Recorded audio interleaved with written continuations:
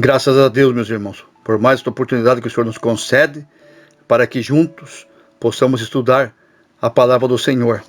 E hoje nós estaremos lendo o versículo de número 10 do livro de Mateus, Evangelho de Mateus, capítulo 5, versículo 10, que diz assim: Bem-aventurados os perseguidos por causa da justiça, porque deles é o reino dos céus.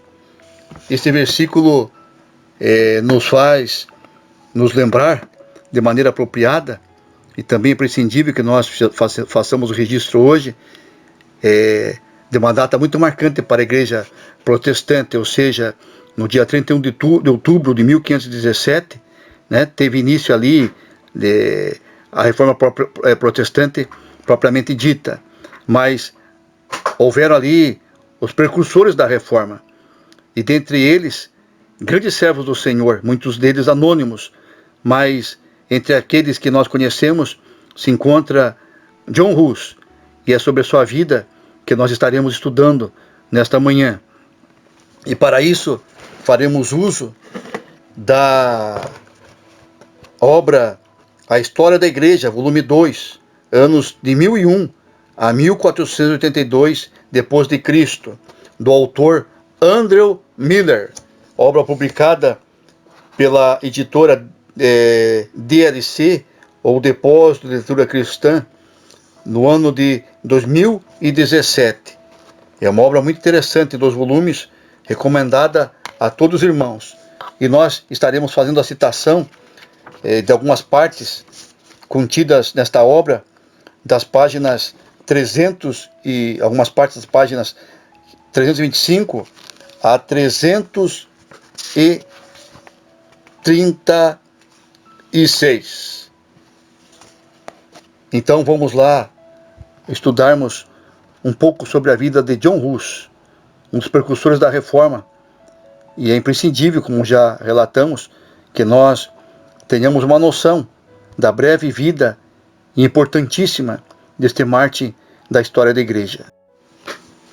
E assim declara o autor Andrew Miller, abre aspas: Após a morte da rainha Ana, seus serviçais de origem boêmia retornaram para o seu próprio país, levando consigo os valiosos escritos de John Wycliffe. Esse material, que já havia sido estudado por muitos estrangeiros na Universidade de Oxford, passou a ser lido de forma diligente por muitos membros da Universidade de Praga.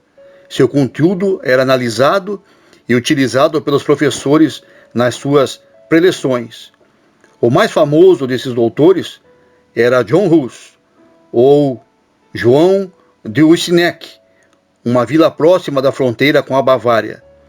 Ele nasceu por volta do ano de 1369, portanto, deveria ter cerca de 15 anos, quando o seu reconhecido e muito admirado mestre, o venerável Wycliffe, veio a falecer.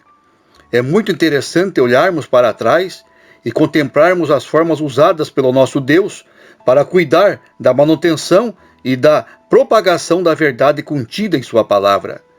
Quem naqueles dias poderia imaginar que em uma desconhecida vila da Boêmia, Deus levantaria e qualificaria uma nobre testemunha para carregar a tocha da verdade e, como mártir, passá-la às mãos de uma longa sucessão de homens dignos que levariam adiante a obra de Deus? Também nos surpreende o fato de que esse homem foi considerado digno por Deus para tamanha empreitada. Hus se distinguiu desde cedo, assim como somos informados pela força e pela perspicácia de seu conhecimento incomum. Também eram características marcantes a modéstia, a firmeza e seriedade da sua conduta. Além disso, ele mantinha uma austeridade irrepreensível em sua vida. Ele era um homem alto, magro, com um olhar sério e pensativo. Era também gentil, amistoso e acessível a todos.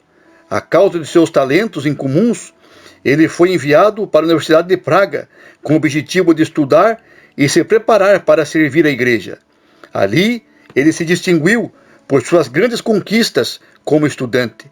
foram-lhe confiados cargos eclesiásticos e acadêmicos. A rainha Sofia o nomeou seu confessor.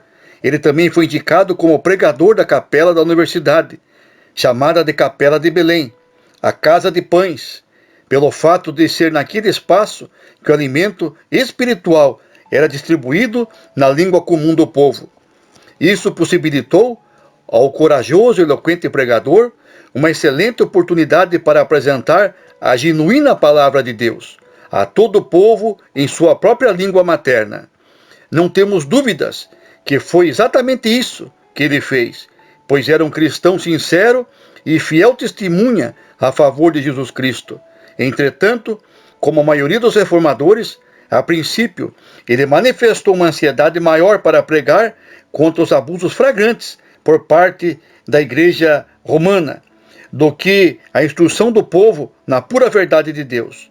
Em todos os períodos da Reforma, esse era o caso, dando com frequência motivos para muitas cenas de violência e lamentáveis excessos. Deus é mais sábio que os homens, e se nos deixamos guiar por sua palavra, iremos conduzir os ignorantes a amar a verdade e segui-la, em vez de criar em seus corações um ódio contra o erro, o qual, sem conhecimento de Cristo, certamente culminará em uma prática revolucionária e verdadeiro desastre. Este princípio divino se aplica tanto às menores disputas quanto às maiores que possam existir entre os homens. É sempre melhor iluminar do que agitar as mentes humanas. E ao servo do Senhor não convém contender, mas sim ser manso para com todos, apto para ensinar, sofredor, instruindo com mansidão os que resistem, a ver se porventura Deus lhe dará arrependimento para conhecerem a verdade e tornar a despertar, desprendendo-se dos laços do diabo, em que a vontade dele estão presos, conforme 2 Timóteo, capítulo 2, versículos 24 e 26. As grandes agitações civis. Apesar de ser um bom homem e um fiel cristão, John Hus não prestou atenção devida à instrução oferecida pelo apóstolo Paulo. Primeiro, ele se envolveu em uma disputa interna na universidade referente aos privilégios dos estudantes. Depois, sua oposição ao Papa Gregório XII acabou por ofender grandemente o arcebispo de Boêmia, que era partidário deste antipapa. Um decreto foi emitido proibindo John Hus de continuar ensinando, mas sendo ele um dos favoritos da corte e também bastante popular entre o povo, nada foi feito contra ele. Hus teve permissão de continuar suas pregações na língua do povo, mas em poucos meses, algumas circunstâncias surgiram que reacenderam outra vez as chamas da disputa religiosa na Boêmia.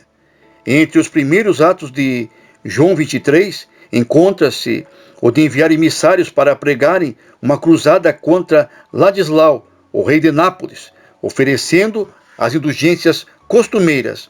Os vendedores dessas indulgências, enquanto argumentavam com o povo acerca do valor de seus produtos nas ruas de Praga, foram insultados e ultrajados. Os magistrados interferiram e 3 dos que causaram a confusão foram presos e executados secretamente. Mas o sangue que escorreu de dentro da prisão para as ruas acabou por denunciar a triste sorte dos prisioneiros. Mulheres mergulharam seus lenços no sangue e guardaram os mesmos como relíquias preciosas. Os sentimentos da multidão foram agitados até atingirem os níveis mais altos. A prisão foi tomada de assalto pela agitada multidão, e os corpos desses jovens, sem suas cabeças, foram levados e carregados em uma solene procissão que percorreu várias igrejas, enquanto o povo cantava hinos sacros. Por fim, seus corpos foram sepultados na Capela de Belém, na Universidade de Praga, queimando incenso, como era comum fazer nos túmulos dos mártires. Os 3 jovens homens eram agora referidos nos sermões e em escritos como santos e mártires, e isso alimentou a agitação já existente no meio do povo. John Hus, sabendo que era suspeito e acusado de ser o líder do tumulto causado, de forma sábia, retirou-se por algum tempo da cidade. ele foi intimado a comparecer diante do tribunal do Vaticano, mas não obedeceu à ordem. O furioso Papa o declarou sob banimento da excomunhão e o colocou a cidade de Praga sob interdito papal. As agitações que esses eventos produziram não haviam diminuído ainda quando o Concílio de Constança se reuniu. O imperador Sigismundo, que havia convocado o concílio, pediu a seu irmão, o rei Venceslau, que enviasse Rus para a cidade de Constança. O pedido foi acompanhado de uma promessa de que Rus seria protegido por um salvo-conduto. Os termos desse passaporte eram bem explícitos. Exigiam que todos os súditos do imperador permitissem que o doutor fosse e voltasse com toda a segurança. Rus obedeceu prontamente à convocação do imperador, pois era seu grande desejo aproveitar a oportunidade e apresentar a sua doutrina diante do Concílio Geral da Igreja. Ele chegou a Constança antes do imperador e foi imediatamente levado para diante da presença do Papa João XXIII, para ser interrogado. Suas doutrinas eram bem conhecidas e uma longa lista de acusações foi trazida e apresentada contra ele. Como Rus recusou a se retratar diante do Papa, ele foi lançado na prisão sob acusação de heresia, não obstante o salvo-conduto concedido pelo imperador. Com a intenção de justificar a flagrante quebra da honra e pacificar o imperador Sigismundo, o concílio emitiu um decreto declarando que ninguém está obrigado à fidelidade com o herege. Quando a nova do proceder infame contra Rus chegou à Boêmia, a indignação foi generalizada e foram ouvidas fortes murmurações e acusações contra Sigismundo. Ele recebeu a primeira notícia do aprisionamento do honrado mestre, igualmente com grande indignação, e ameaçou arrombar as portas da prisão. Todavia, quando ele chegou a Constança, os clérigos traidores lhe apresentaram inúmeros argumentos extraídos da lei canônica, os quais insistiam que o poder civil não deveria estender sua proteção a um herege e o absolveram de toda e qualquer responsabilidade. Com isso, Sigismundo permitiu que os inimigos de Rus seguissem o plano que haviam traçado. A escuridão do asqueroso arcabouço, onde não existia nem sequer uma rajada de vento fresco, e atormentado pelas constantes visitas dos monges e sacerdotes que procuravam forçá-lo a negar sua fé, fizeram com que ele adoecesse gravemente. Mas o imperador enganado não queria saber nada acerca desse assunto. A traiçoeira conduta de Sigismundo, nessa ocasião, é condenada unanimemente pelos historiadores. Ele é acusado de ter violado a verdade, a honra e a própria humanidade ao entregar Rus nas mãos de seus algozes religiosos. De acordo com Milman, a quebra de confiança não admite nenhum tipo de desculpa e toda perfídia é duplamente traiçoeira quando praticada por imperador contra um súdito indefeso. Outros afirmam que dessa maneira o imperador acabou colhendo para si mesmo muitas dificuldades e aflições que lhe sobrevieram durante o restante do seu reinado. Que grande culpa o imperador tem sobre si por ter abandonado o verdadeiro servo de Cristo nas mãos dos cruéis e desumanos sacerdotes de Roma. O mestre não irá se esquecer de sua identificação com seu servo. Em verdade vos digo que quando o fizestes a um desses meus pequeninos irmãos, a mim o fizestes, conforme Mateus capítulo 25, versículo 40. Mas se essa é a culpa do imperador, qual será a culpa do Papa e dos seus prelados? Precisamos deixar a resposta para aquele que se senta no grande trono branco. A contenda de João XXIII com os outros dois antipapas postergou a causa de Rus. As nuvens mais escuras estavam se juntando ao redor de João XXIII. Na primeira sessão do concílio, foi proposto que os três papas deveriam renunciar às suas dignidades antes da eleição de um novo pontífice. João XXIII, o único dos três papas que estava presente, prometeu renunciar a favor da paz na igreja e que leria sua carta de renúncia na manhã seguinte. Mas promessas, juramentos, honra ou consciência não representavam nada para João XXIII. Auxiliado por alguns amigos, ele conseguiu fugir de Constança, disfarçado como auxiliar de cocheiro, para, por meio de sua ausência, sabotar o concílio e impedir que se tomassem certas resoluções. Quando o imperador soube da infidelidade do Papa, ficou furioso. João XXIII foi perseguido, capturado em Freiburg e trazido de volta como prisioneiro. Ele foi obrigado a entregar a insígnia que representava o poder espiritual universal, o selo papal e o anel do pescador. Roberto Hahn, bispo de Salisbury, que comandava o grupo de prelados ingleses, se exaltou e, com justa indignação, declarou que um papa que estivesse tão coberto de crimes como João XXIII merecia ser queimado vivo na estaca. O papa foi levado ao castelo de Göttingen, onde o bom João Hus estava acorrentado há vários meses. Ali o Papa João sofreu continuamente durante 4 anos, até o fim das sessões de concílio. Mas depois de se humilhar aos pés do novo pontífice, ele foi libertado e elevado ao posto de cardeal, e teve a permissão para encerrar seus dias em paz. Todavia, nenhum tipo de indulgência semelhante foi exercido a favor do justo e inocente reformador, cujo interrogatório e execução será motivo do nosso interesse a seguir. O interrogatório de John Hus. Como um primeiro movimento contra Hus, o arcebispo de Praga ordenou uma busca intensa à procura das traduções dos escritos de Wycliffe. Tal busca provou ser bastante proveitosa, pois conseguiu encontrar e juntar cerca de 200 volumes. Entre esses, havia muitos que estavam magnificamente encadernados e decorados com preciosos ornamentos. O arcebispo mandou que toda a coleção fosse publicamente queimada na praça do mercado de Praga. Houve grandes esforços para se provar a concordância entre as doutrinas do reformador da Boêmia com aquelas de Wycliffe. O concílio havia condenado as doutrinas de Wycliffe como heréticas. Tal condenação veio mediante 45 proposições.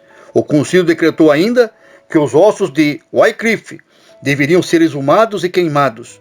Hus também foi acusado de ter sido contaminado com a lepra dos valdenses. O concílio estava determinado a aniquilar Hus a qualquer preço. Todavia, teriam preferido evitar o escândalo causado pelo interrogatório público.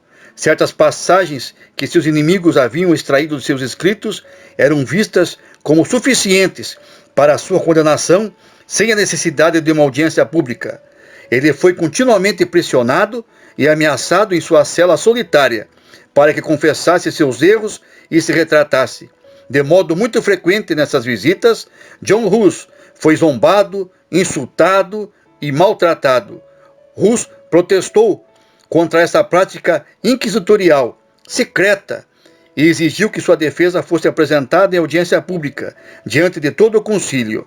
Seu fiel amigo, John Shullum, associado a vários nobres da Boêmia, requisitaram a interferência do imperador. Com auxílio do monarca, a intenção pérfida dos sacerdotes foi impedida e uma audiência pública foi marcada. No dia 5 de junho de 1415, John Hus foi trazido acorrentado diante do grande senado da cristandade. As acusações contra ele foram lidas, mas quando ele propôs sustentar e defender suas doutrinas pela autoridade das Escrituras e pelo testemunho dos pais da Igreja, sua voz foi sufocada em meio a um grande tumulto de desprezo e escárnio. O tumulto aumentou de tal forma que a Assembleia foi forçada a adiar a sessão. 2 dias depois, Hus foi trazido outra vez diante da Assembleia e o próprio Sigismundo estava presente para preservar a ordem. Os acusadores de Hus eram numerosos, contudo dessa vez se mantiveram mais calmos do que na sessão anterior. Com exceção de 2 ou 3 nobres da Boêmia, fiéis ao reformador, Hus estava completamente sozinho. Ele estava muito debilitado devido à enfermidade da qual ele padecera e bastante enfraquecido pelo longo confinamento. Porém, seu nobre espírito não pôde ser dobrado. Com calma, dignidade e com grande determinação, ele respondia aos violentos insultos de seus adversários. Sua resposta constante era: eu não irei retratar as minhas palavras antes que consigais provar que o que eu tenho afirmado está em contradição com a palavra de Deus. Quando acusado de ter divulgado as doutrinas de Wycliffe, ele admitiu e disse: Wycliffe foi um verdadeiro crente. Sua alma encontra-se agora no céu. Por esse motivo, eu não desejo para minha alma nenhuma segurança maior do que aquela desfrutada por Wycliffe. Sua confissão de fé sincera provocou uma erupção de risadas zombeteiras e depreciativas da parte dos reverendos clérigos. E depois de algumas horas de discussão turbulenta, Hus foi levado novamente à sua cela e a assembleia foi dispersa. Enquanto Hus ia para a prisão, os prelados, pelo menos a grande maioria deles, seguiam para locais onde podiam se deleitar na grande abundância dos prazeres e diversões oferecidas. No dia seguinte, Hus foi apresentado pela terceira vez diante do concílio. 39 proposições foram lidas, as quais continham os alegados erros que ele estava promovendo através de seus escritos, suas pregações e conversas particulares. Hus, como a maioria dos reformadores, insistia muito na doutrina da salvação pela graça, sem auxílio das obras da lei. Ele afirmava que ninguém era membro da verdadeira Igreja de Cristo, independentemente da dignidade que possuísse, fosse papa ou cardeal, se levasse uma vida ímpia. Ele disse: a verdadeira fé na palavra de Deus é o fundamento de todas as virtudes. A respeito desses pontos, ele apelou ao nome muito honrado de Agostinho e afirmou que somente a possessão das virtudes apostólicas daria um papa ao prelado o direito à sucessão apostólica. O pontífice que não vive a vida de São Pedro não é o vigário de Cristo, e sim o precursor do anticristo. Ele citou uma frase de São Bernardo, que adicionou enorme peso à sua solene afirmação: o escravo da avareza não é o sucessor de São Pedro, mas de Judas Iscariotes. O concílio estava muito embaraçado, porque nenhum homem da igreja se atreveria a ridicularizar as citações de tão honrados pais da igreja.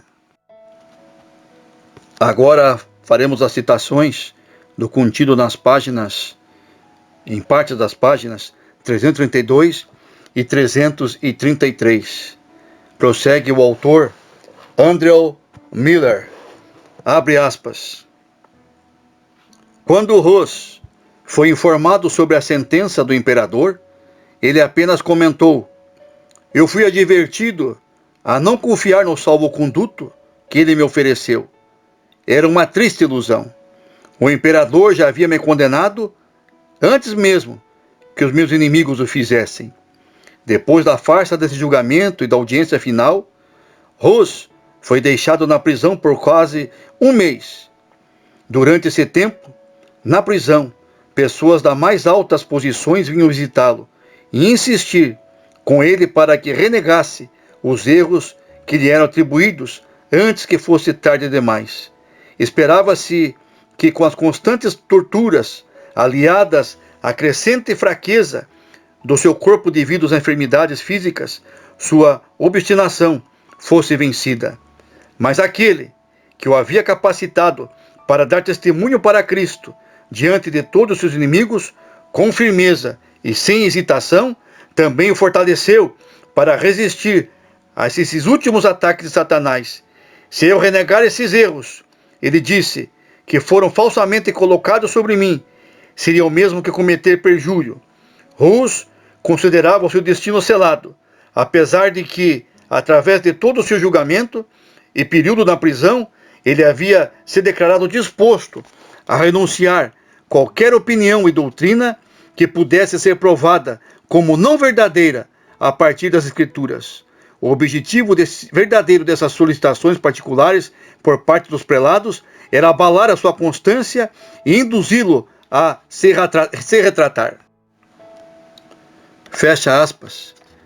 E por fim, agora nós estaremos vendo o contido na referida obra do autor Andrew Miller, em seu tópico final, sobre a desconsagração e a execução de John Hus, contido na página 375 e 336. Abre aspas, prossegue o autor. O arcebispo de Milão e 6 bispos assistentes tiveram a missão de proceder com a lastimável cerimônia de desconsagração. Hus foi vestido com as roupas sacerdotais e um cálice sacramental foi colocado em sua mão à medida que ele era conduzido para o altar, como se fosse celebrar uma missa. O devotado mártir deixou-se conduzir de forma tranquila e observou: meu Redentor foi vestido com um manto real, como parte da zombaria que sofreu. Os bispos, apontados, prosseguiram com o ofício de desconsagração. Chegando ao altar, Hus foi despido, peça por peça, de suas vestes sacramentais, ao mesmo tempo em que o cálice era retirado de sua mão. Sua tonsura foi danificada por cortes de tesoura e uma coroa de papel com imagens de demônios foi colocada sobre a sua cabeça. Sobre a coroa estava escrita a palavra arqui-herege. Os prelados, de maneira solene, entregaram a sua alma às regiões dos tormentos eternos. Quando tomaram o cálice da mão de Hus, disseram: Judas maldito és tu, que rejeitaste o conselho da paz e entraste em acordo com os judeus. Nós tomamos o cálice sagrado de tuas mãos, no qual se encontra o sangue de Jesus Cristo. Mas Deus permaneceu ao lado de seu fiel servo de uma forma marcante, pois o capacitou a falar em alta voz: eu confio na misericórdia de Deus, e hoje mesmo beberei do seu cálice na sua presença e no seu reino. E prosseguiram: nós entregamos a tua alma aos demônios do inferno, gritaram os bispos. Mas eu, disse Hus, entrego o meu espírito em tuas mãos, ó Senhor Jesus Cristo. A ti eu encomendo minha alma, que o Senhor mesmo remiu. Para se livrar da acusação de ter derramado sangue, a falsa igreja declarou que essa testemunha corajosa estava sendo cortada do corpo eclesiástico e colocada fora do âmbito da igreja. Foi entregue como um leigo para sofrer a vingança do braço secular. Mas Deus não se deixa escarnecer. Ele disse da mãe das prostitutas: e nela se achou o sangue dos profetas e dos santos e de todos que foram mortos na terra, conforme Apocalipse, capítulo 18, versículo 24. Ele irá requerer esse sangue dela. O imperador assumiu o controle daquele que havia sido lançado fora e ordenou sua imediata execução. O eleitor palatino, acompanhado de 800 homens montados a cavalo e de uma grande multidão da cidade, conduziu o mártir até o local onde se encontrava a estaca. Antes, eles pararam diante do palácio do bispo, onde uma pilha de livros de John Hus, que haviam sido condenados pelo concílio, estavam sendo queimados. Hus apenas sorriu diante desse mesquinho ato de vingança e, de maneira desafiadora, desejou falar com o povo e a guarda imperial alemão, mas o eleitor o impediu. E ordenou que o mesmo fosse queimado imediatamente. Mas não havia nada que pudesse perturbar a paz desse corajoso mártir, pois Deus estava com ele. Ele cantou em alta voz salmos à medida que caminhava e fez uma oração tão fervorosa que o povo que acompanhava disse: o que esse homem fez, nós não sabemos, mas podemos ouvi-lo oferecer a mais excelente das orações feitas a Deus. Ao chegar ao local da execução, ele se ajoelhou e orou para que seus inimigos fossem perdoados. Por fim, mais uma vez, entregou a sua alma nas mãos de Cristo. Antes que a lenha empilhada ao redor da estaca fosse acesa, o eleitor perguntou ao condenado, mais uma vez, se ele não gostaria de renegar suas convicções e salvar sua vida no último instante. Sua nobre resposta foi: aquilo que escrevi e ensinei teve o objetivo de salvar almas do poder de Satanás e libertá-las da doutrina do tirano pecado. Por isso, é com alegria que eu selo o que tenho escrito e ensinado com o meu próprio sangue. O fogo foi ateado à madeira. Ele permaneceu imóvel e sofreu com uma firmeza inabalável, mas seu sofrimento foi breve. O Senhor permitiu que uma densa fumaça se levantasse e rapidamente sufocasse sua fiel testemunha, antes que o fogo consumisse seu corpo. Apenas por poucos instantes ouviu-se a voz do mártir, que se apegava entre a fumaça e as chamas. Com o último esforço, ele cantava o louvor ao Senhor, que havia suportado por ele uma morte muito mais terrível. Suas cinzas foram cuidadosamente coletadas e lançadas dentro de um lago, mas sua alma feliz estava agora com Jesus, no paraíso de Deus. E em piedoso amor, seus seguidores molharam com muitas lágrimas o local onde seu amado mestre havia sofrido o martírio. Cavaram o chão e cada um levou consigo, como uma preciosa lembrança do falecido, um punhado de terra para a Boêmia. Sua memória foi preservada e o seu nome será sempre lembrado e amado. Foi assim que morreu, ou melhor, adormeceu em Jesus, um dos verdadeiros precursores da Reforma Protestante. A maioria dos historiadores admite que ele foi um dos homens mais inocentes e virtuosos que já existiu. Os registros da sua constância jamais foram infectados, nem mesmo por um simples traço sequer de estoicismo filosófico, ou manchados por qualquer vaidade antecipada à coroa de martírio que lhe estava destinada. Todavia, sua morte cobriu com ignomínia indelével o concílio que o havia condenado, e o imperador que o traiu e abandonou. Seu amado amigo e irmão em Cristo, Jerônimo de Praga, logo seguiria para o lar e descanso celestiais. Fecha aspas. E assim, meus irmãos, nós terminamos e concluímos esse breve estudo sobre a vida de um dos precursores da Reforma Protestante, nosso amado irmão em Cristo, John Hus, o qual lá no passado lutou pela propagação da verdade, ao qual nós temos a responsabilidade em nossos dias, na atualidade, de continuarmos agindo da mesma forma que Cristo ensinou a ele e tem nos ensinado, que nós venhamos a pregar e falar somente aquilo que as Sagradas Escrituras contêm e que nos ensinam, que nós propaguemos a verdade de Cristo, e toda a honra, todo o louvor, toda a glória seja para a glória do nosso Deus, em nome de Jesus. Amém e graças a Deus.